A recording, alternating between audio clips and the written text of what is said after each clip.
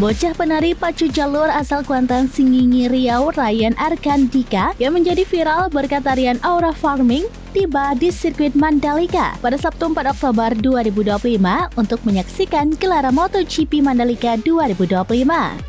Kedatangan Dika ini merupakan undangan resmi dari Dorna Sport selaku promotor MotoGP. Menurut laporan dari tribunlombok.com, fenomena joget Aura Farming memang sedang melanda MotoGP, terutama setelah pembalap internasional Marc Marquez menampilkan selebrasi kemenangannya dengan tarian ala pacu jalur tersebut.